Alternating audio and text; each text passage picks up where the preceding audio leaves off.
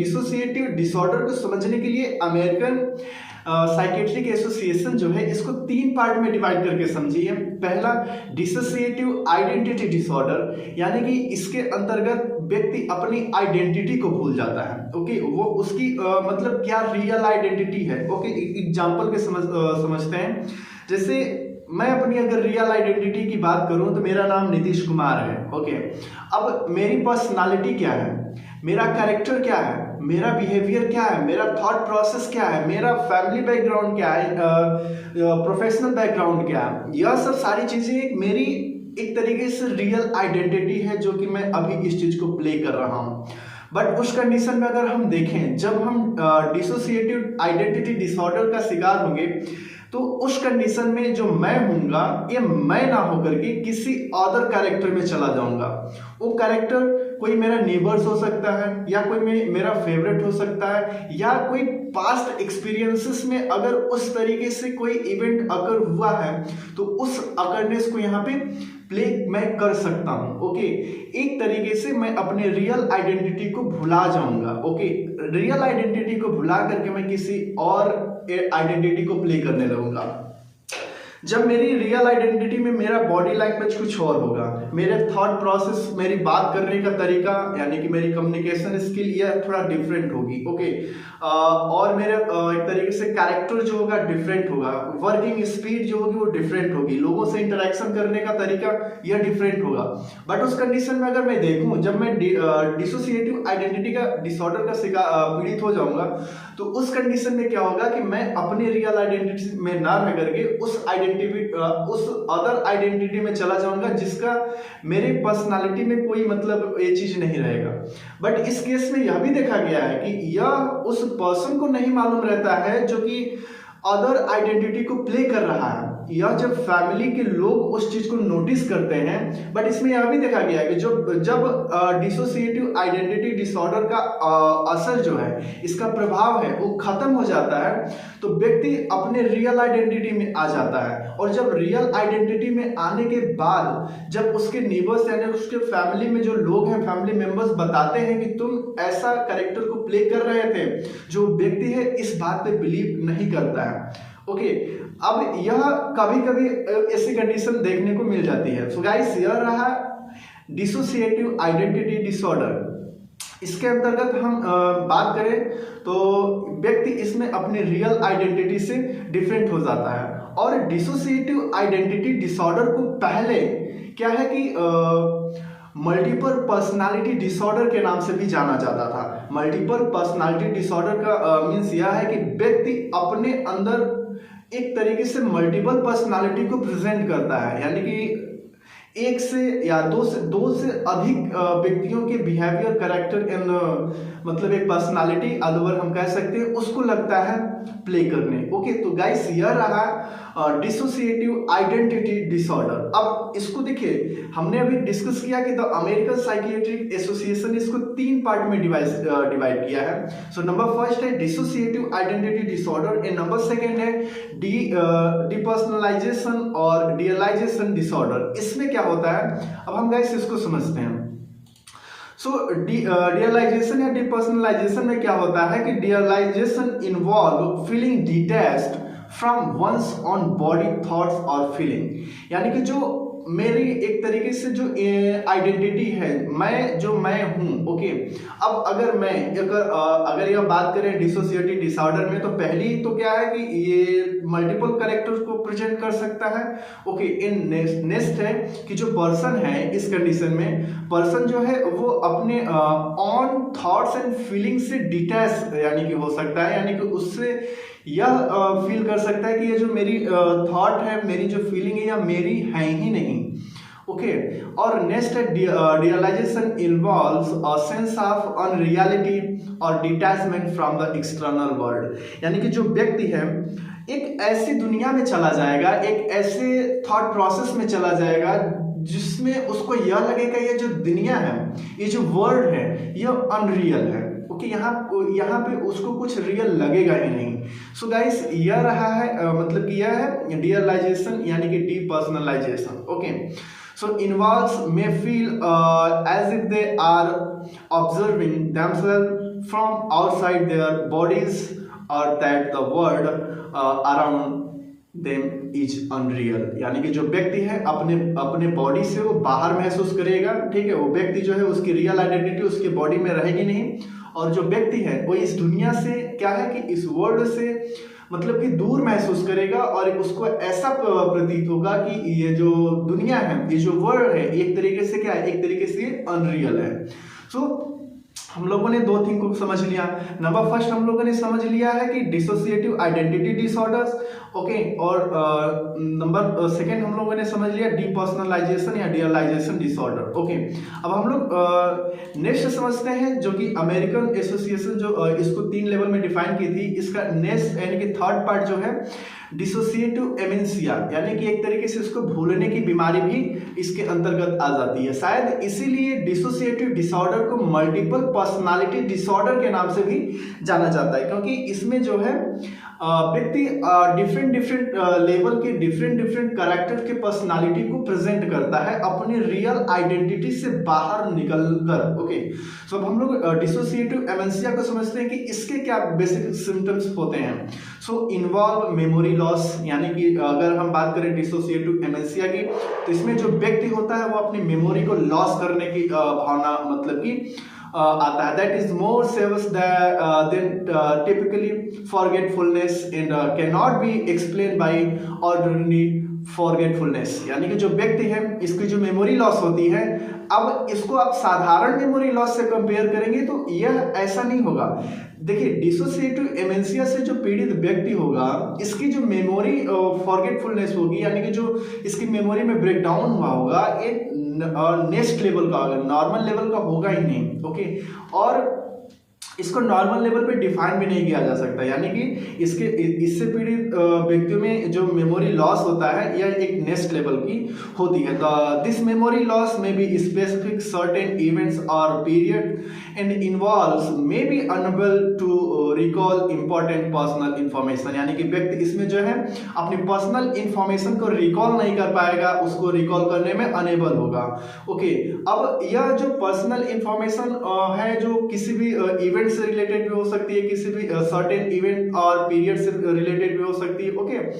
यहाँ पे उसकी पर्सनल आइडेंटिटी भी हो सकती है, पर्सनल बैकग्राउंड भी हो सकता है, एजुकेशनल बैकग्राउंड भी हो सकता है, और प्रोफेशनल बैकग्राउंड भी हो सकता है। यह सब सारी चीज़ों को एक तरीके से क्या है कि यहाँ पे फॉरगेटफुलनेस हो जाएगा, कि इन सारी मेमोरी लॉस कर जाएगा, और अगर लॉस कर लेगा तो इतनी आसानी से उसको वो रिट्रीव भी नहीं कर पाएगा, यानी कि उसको याद भी नहीं कर पाएगा।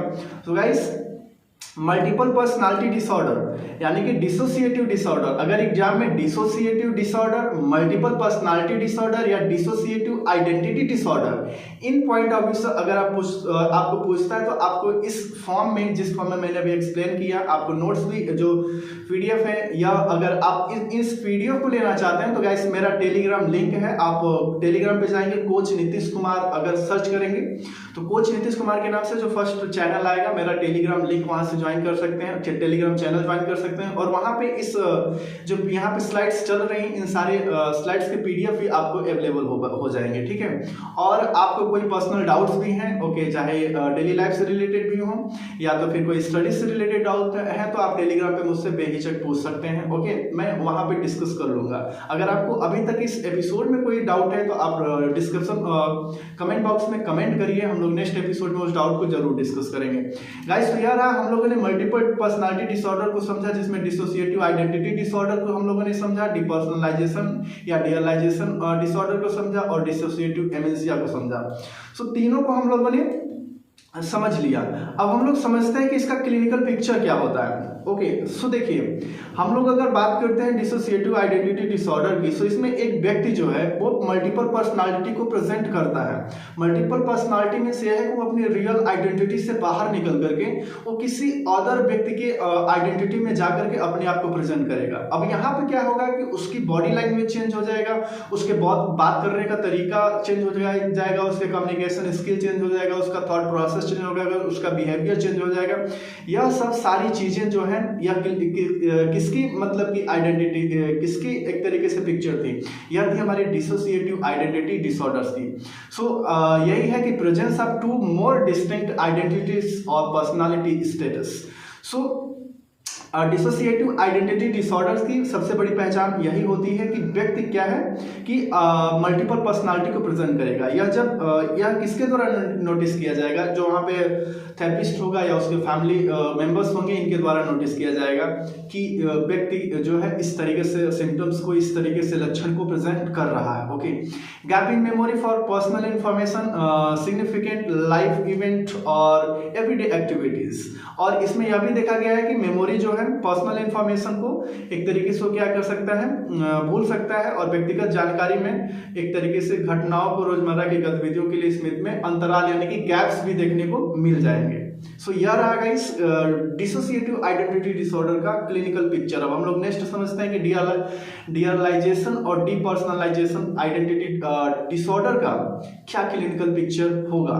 सो इसमें क्या होता है, हम लोगों ने समझा था कि इसमें जो पर्सन होता है, इसमें जो व्यक्ति होता है, वो रियल बॉडी से क्या होता है, डिटैच महसूस करता है, वो अपने बॉडी से डिटैच महसूस करता है। सो पर्सिस्टेंट और recurrent experience of feeling detach from on body और माइंड, यानी कि जो व्यक्ति है अपने शरीर और अपने मस्तिष्क में उसकी जो रियल आइडेंटिटी है उससे बाहर निकलने का उसको एक तरीके से एक्सपीरियंस होगा। इस तरीके से फीलिंग आएगी कि वो अपने वास्तविक मतलब कि व्यक्तित्व से बाहर निकल चुका है। Okay, feeling as if world is unreal और डिस्ट्रॉयड। ओके, और वो व्यक्ति जो है वो यह समझेगा कि यह दुनिया एक तरीके से अनरियल है और एक तरीके से दुनिया डिस्ट्रॉय हो चुकी है, डिस्ट्रॉय हो रही है। इन सब तरीके की सारे सिम्टम्स देखने को मिल जाएगा।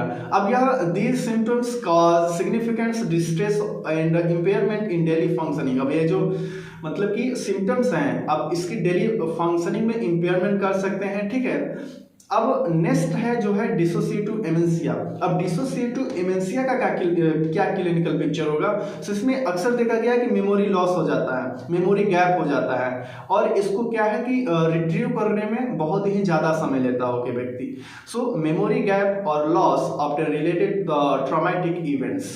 व्यक्ति इसमें क्या है कि अपनी मेमोरी में गैप पाता है, मेमोरी लॉस में मतलब कि कर चुका होता है, और उसको रिट्रीवल में भी प्रॉब्लम्स होती हैं। इस तरीके की सिम्टम्स किस में आते हैं, इस तरीके से पिक्चर किस में आते हैं, डिसोसिएटिव एमेंसिया के अंतर्गत। और नेक्स्ट इसका the amnesia is not consistent with ordinary forgetfulness, यानी कि जो व्यक्ति होती है भूलने की बीमारी जो होती है सामान्य भूलने की बीमारी से मेल नहीं खाती है। ओके, ये जो अगर मतलब कि जनरल फॉरगेटफुलनेस से अगर हम देखें तो एक तरीके से डिफरेंट होगा। अगर हम इसके अब हम लोग गाइस अब इसको एटियोलॉजी के बारे में डिस्कस करते हैं, इसके कॉज के बारे में डिस्कस करते हैं कि आखिर ऐसा कौन सा कारण है कि व्यक्ति डिसोसिएटिव डिसऑर्डर से पीड़ित होता है। ओके, अब देखिए क्या है कि अगर एग्जैक्ट कारण की बात करें तो इस मतलब कि अगर हम इसको इस तरीके से समझ सकें कि अगर कोई स्पेसिफिक कारण की अगर हम आइडेंटिफिकेशन करें डिसोसिएटिव आइडेंटिटी डिसऑर्डर या मल्टीपल डिसऑर्डर्स के बारे में, तो ऐसा कोई स्टडी अभी नहीं है।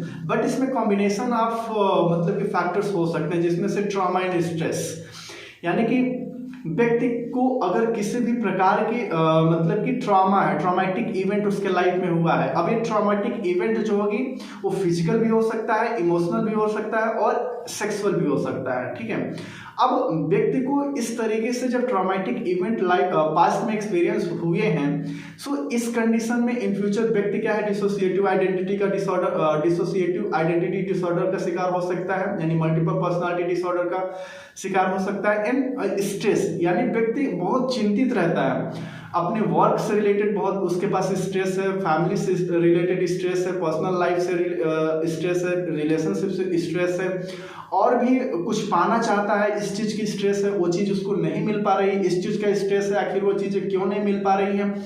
इस टाइप का स्ट्रेस से हम कह सकते हैं एक व्यक्ति बहुत ही स्ट्रेस में रहता है, और स्ट्रेस का कारण कुछ भी हो सकता है। सो इस कंडीशन में भी कभी कभी क्या है कि व्यक्ति जो है वो मल्टीपल पर्सनालिटी डिसऑर्डर का भी शिकार हो जाता है। ओके, नेक्स्ट है साइकोलॉजिकल फैक्टर। साइकोलॉजिकल फैक्टर में उसकी ब्रेन की जो फंक्शनिंग होती हैं, यह सारी चीजें क्या है उसके मतलब कि एटियोलॉजी का कारण हो सकते हैं डिसोसिएटिव आइडेंटिटी डिसऑर्डर के। एंड नेक्स्ट है न्यूरोबायोलॉजिकल फैक्टर। न्यूरोबायोलॉजिकल फैक्टर में मतलब कि कारण हो सकते हैं जिसकी वजह से व्यक्ति डिसोसिएटिव आइडेंटिटी डिसऑर्डर का शिकार हो सकता है। ओके। एंड इसकी अगर हम ट्रीटमेंट की बात करें तो ट्रीटमेंट में इसको मतलब कि साइकोथेरेपी, मतलब इसकी मेजर ट्रीटमेंट में साइकोथेरेपी दिया जाता है, medication and supportive care. Supportive care में हम बात करेंगे, देखिए अगर हम बेसिक चीजें अगर हम डिस्कस करेंगे, अगर कोई भी प्रकार का डिसऑर्डर होता है, ओके, व्यक्ति अगर किसी भी प्रकार के डिसऑर्डर से पीड़ित है तो उसको जो है सपोर्टिव केयर की बहुत जरूरत होती है। अब सपोर्टिव केयर में उसका इन्वायरमेंट सपोर्टेबल होना चाहिए, उसकी फैमिली एक तरीके से इन्वायरमेंट या फैमिली जो वहाँ के लोग हैं, फैमिली मेंबर, वो सारे सपोर्टेबल होने चाहिए। व्यक्ति को मतलब कि हर लेवल पे सपोर्ट करेंगे तभी जाकर के व्यक्ति के उस डिसऑर्डर से बाहर निकलने का प्रयास करेगा।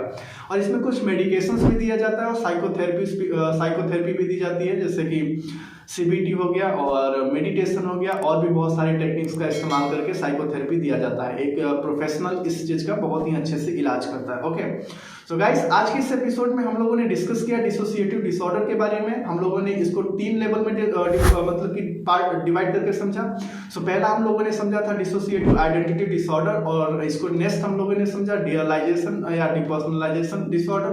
एंड थर्ड ये था, वो था डिसोसिएटिव इमेंशिया। अब हम लोगों ने इसको 3 पार्ट में डिवाइड कैसे किया, सो इसको अमेरिकन साइकियाट्रिक एसोसिएशन ने 3 लेवल में डिवाइड करके इसको डिफाइन किया है। सो गाइस, मुझे उम्मीद है आपको इस एपिसोड में जो भी मैंने डिस्कस किया आपको समझ में आ गया होगा।